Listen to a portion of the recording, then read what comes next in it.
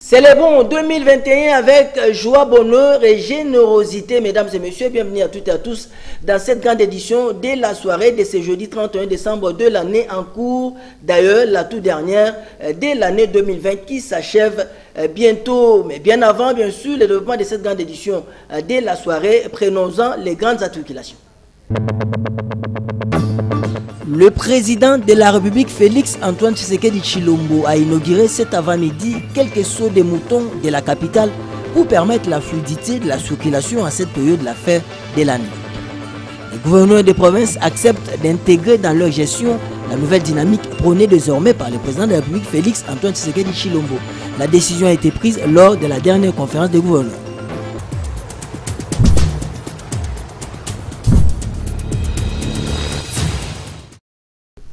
Nous allons prendre la direction du croisement de l'avenue Libération ex-24 novembre et le boulevard du 30 juin. Le chef de l'État, Félix Tshisekedi Tshilombo, a procédé ce jeudi 31 décembre à l'inauguration des 4 sauts de moutons de la ville de Kinshasa. Ce sont les ouvrages de pompage des Sosimat de la place Mandela et celui de Bonhomme. La cérémonie a eu lieu à la place Mandela au croisement du boulevard du 30 juin et l'avenue de la Libération ex-24 novembre.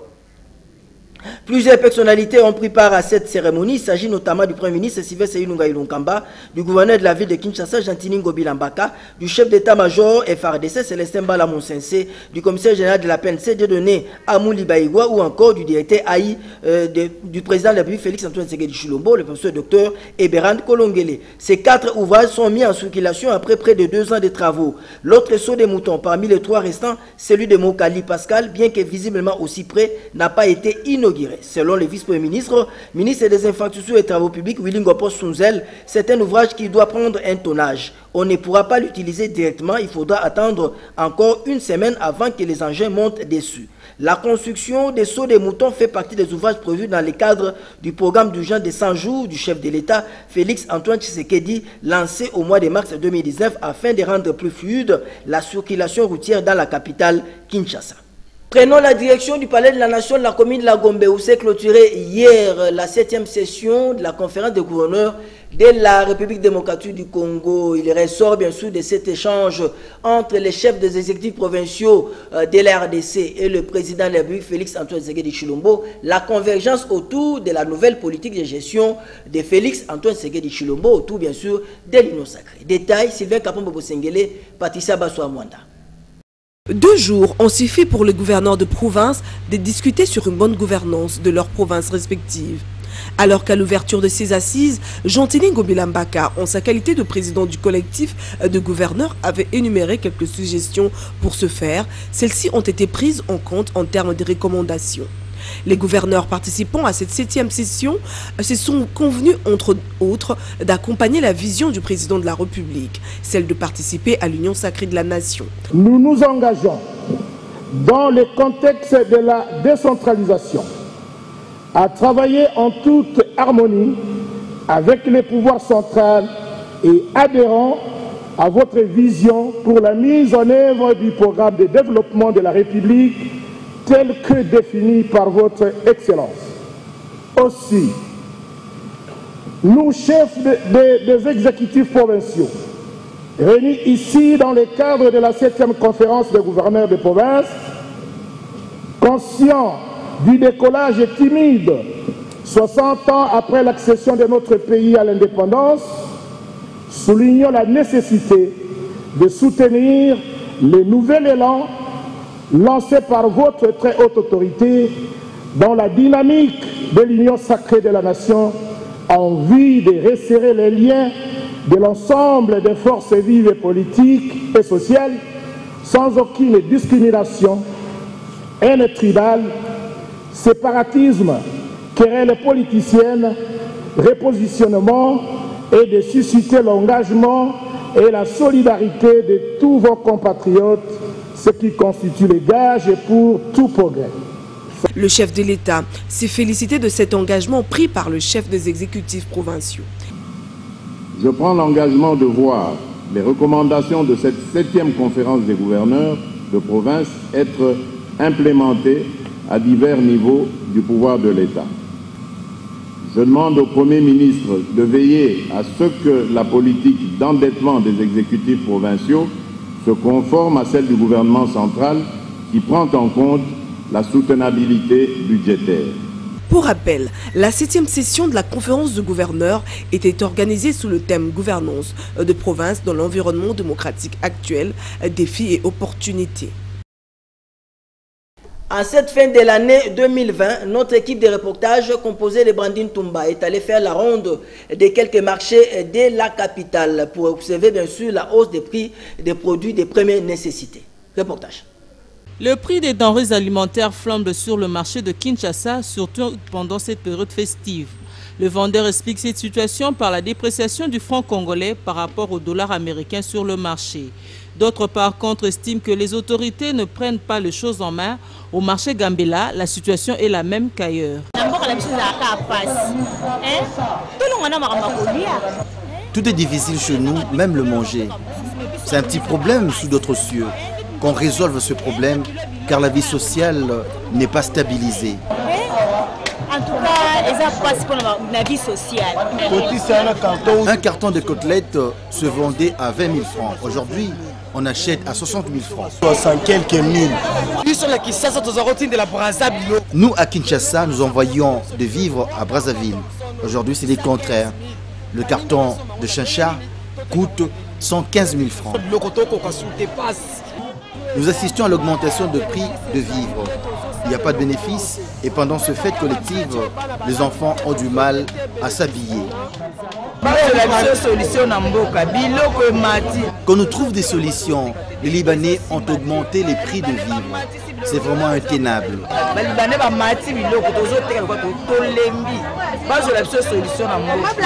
Le vendeur réclame des mesures urgentes pour stopper la flambée de prix constatée sur le marché, surtout en cette période de fête.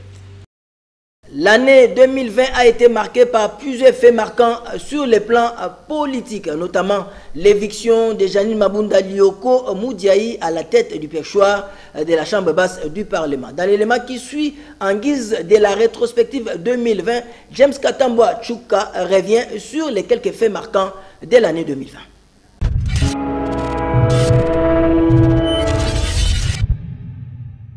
En RDC, 2020 a été une année de tous les dangers, de tous les enjeux et du divorce.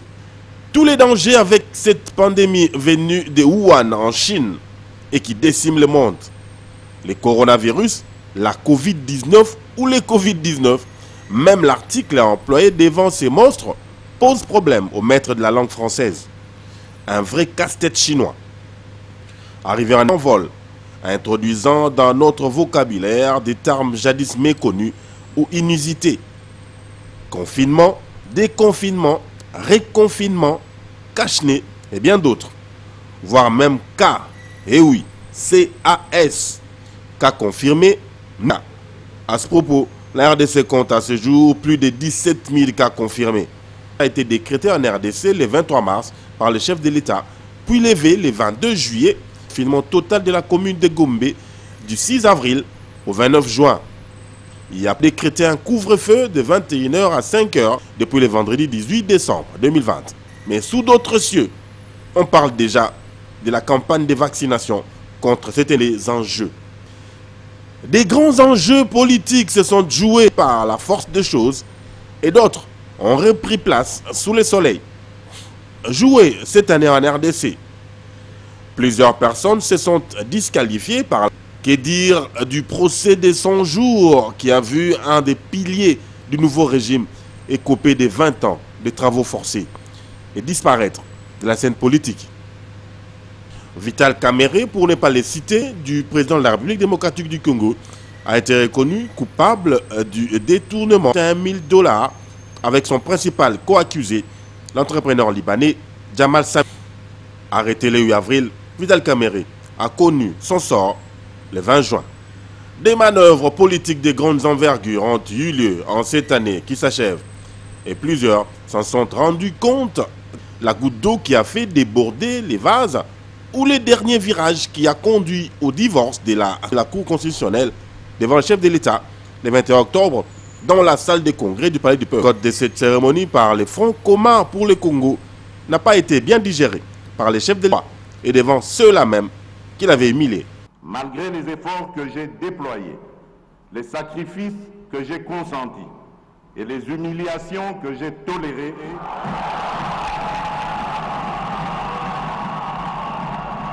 cela n'a pas suffi à faire fonctionner harmonieusement cette coalition. Cela n'a pas non plus empêché l'émergence de difficultés de tous ordres au sein de celle-ci, rendant ainsi aléatoire la concrétisation du changement tant réclamé par notre peuple. Face à cette situation qui menaçait à la longue le fonctionnement normal de nos institutions dont je suis le garant, il me fallait absolument réagir, mieux agir.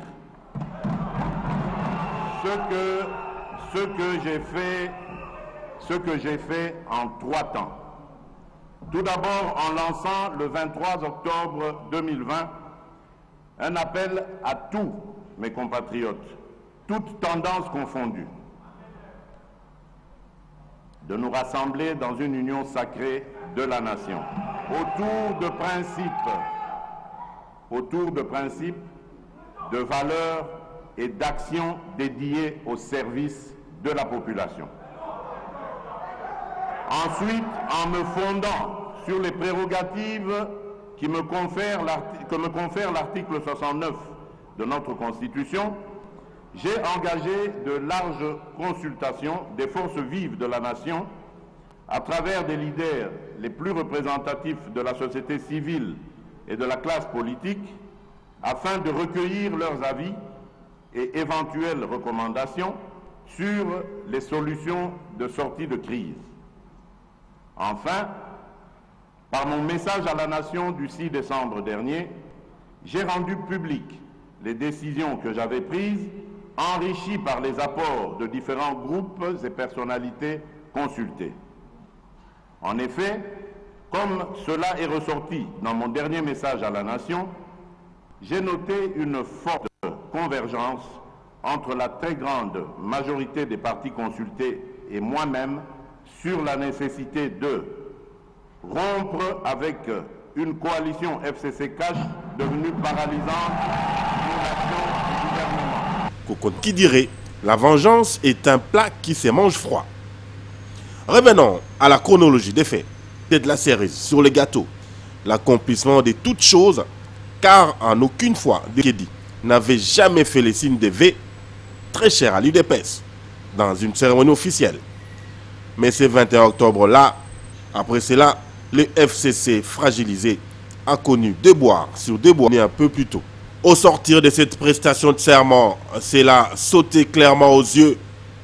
Le divorce était déjà en gestation, mais il passera d'abord par la maternité à Kinshasa, par le chef de l'État.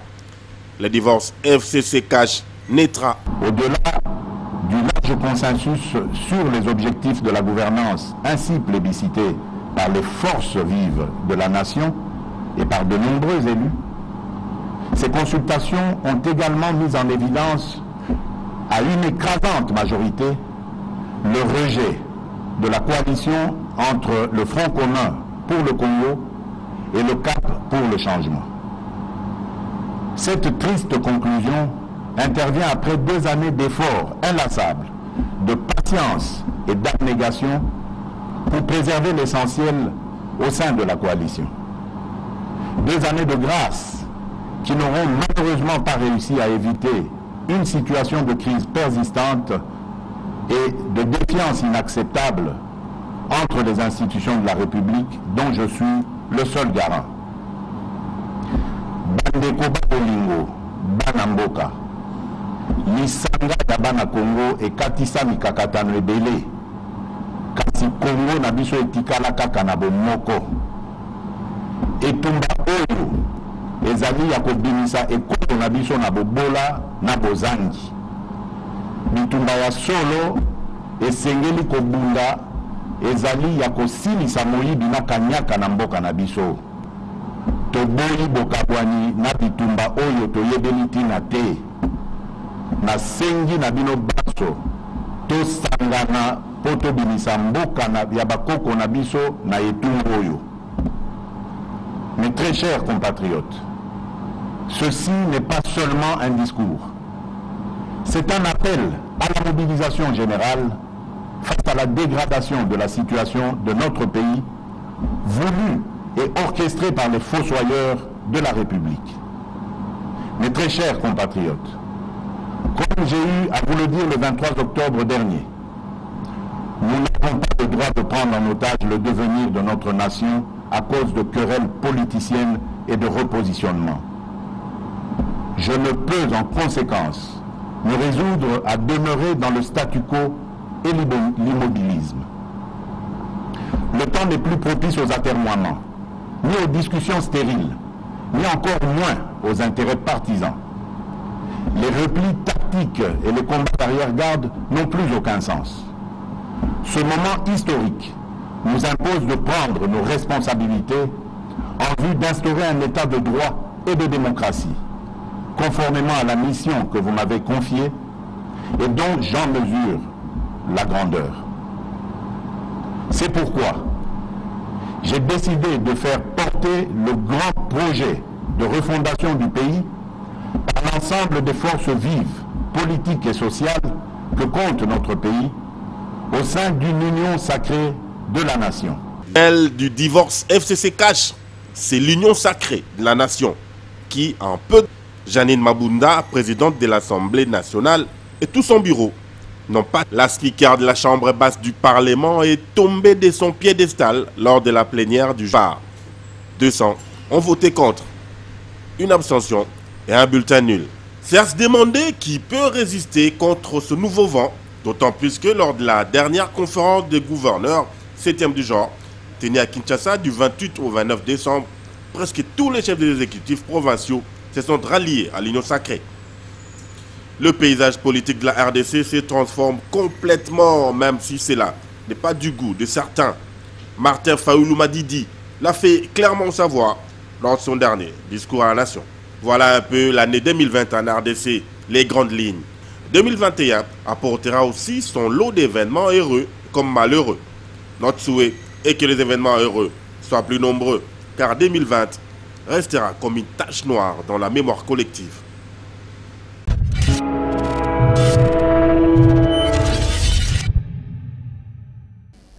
Nous allons décrypter l'actualité en 60 secondes, l'actualité en Afrique avec notre partenaire The Voice of America, la voix de l'Amérique.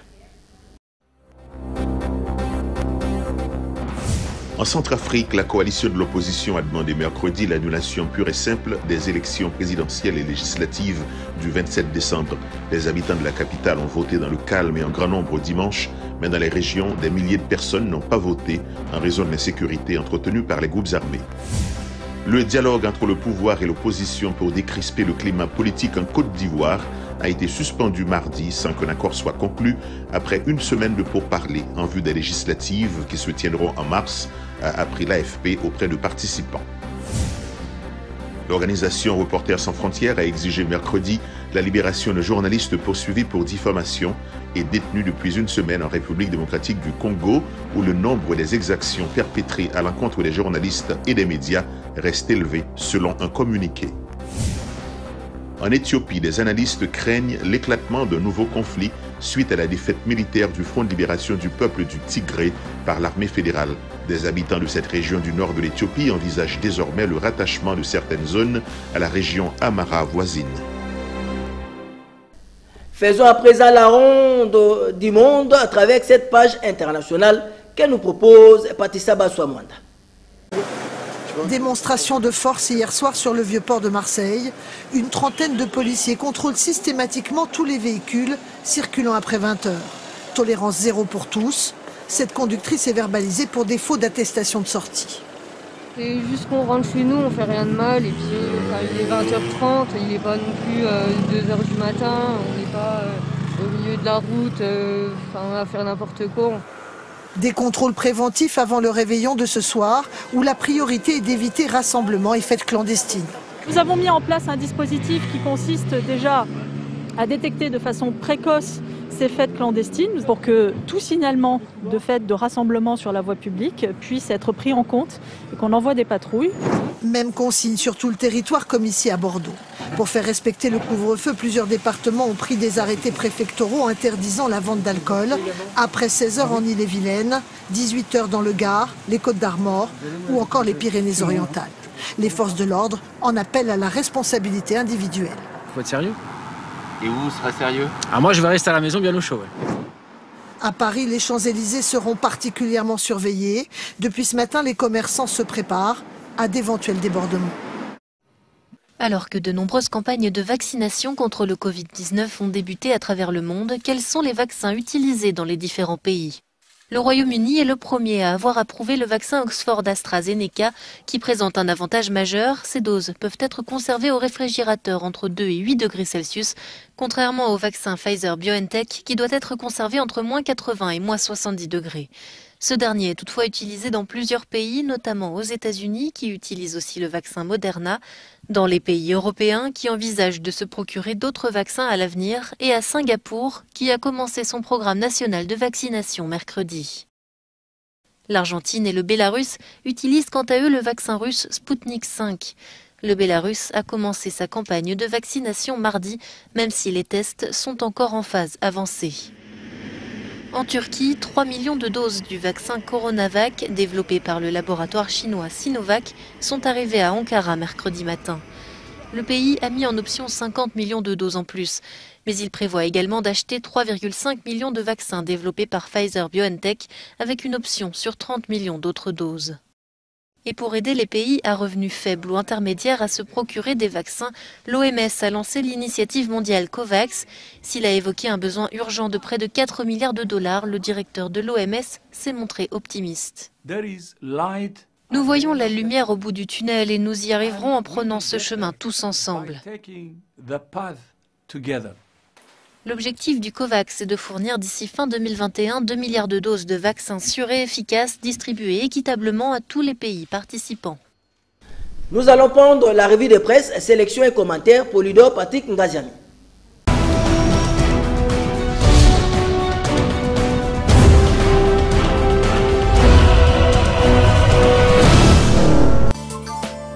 Elle fait parler d'elle, la nouvelle création politique lancée par le président de la République et qui continue d'enregistrer des adhésions. Il s'agit bien de l'Union sacrée de la nation, un projet que la prospérité qualifie de grandiose pour remédier à la panne de gouvernance qui frappe la RDC, mais sur lequel la nation doit être fixée. Aussi, qu'est-ce que l'Union sacrée de la nation? Pourquoi sa mise en place? Comment celle-ci pourrait-elle être le fer de lance du changement tant prôné par le chef de l'État?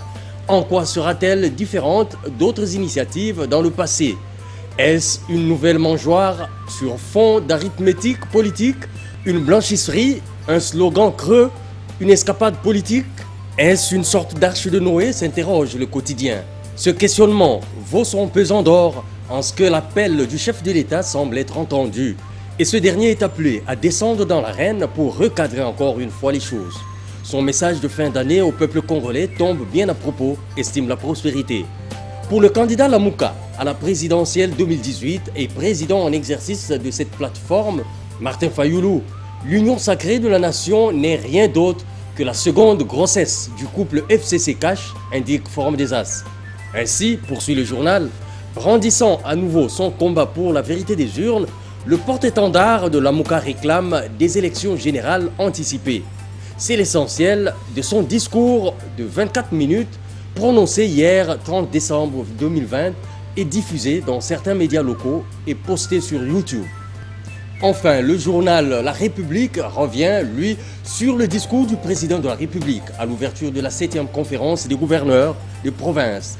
Discours dans lequel Félix Tshisekedi a brandi le bâton, promettant de sanctionner tous les auteurs de sabotage de sa nouvelle politique publique impulsée dans le cadre de l'Union sacrée de la nation.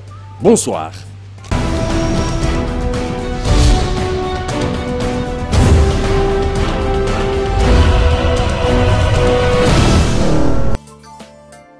La pression ne recule pas. Fin de cette grande édition de la soirée, la toute dernière bien sûr de l'année 2020. Mais bien avant, prenez les rappels des titres.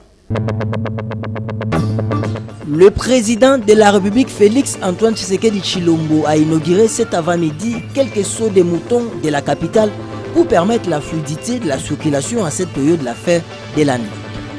Les gouverneurs des provinces acceptent d'intégrer dans leur gestion la nouvelle dynamique prônée désormais par le président de la République Félix Antoine Tshisekedi Tshilombo. La décision a été prise lors de la dernière conférence des gouverneurs.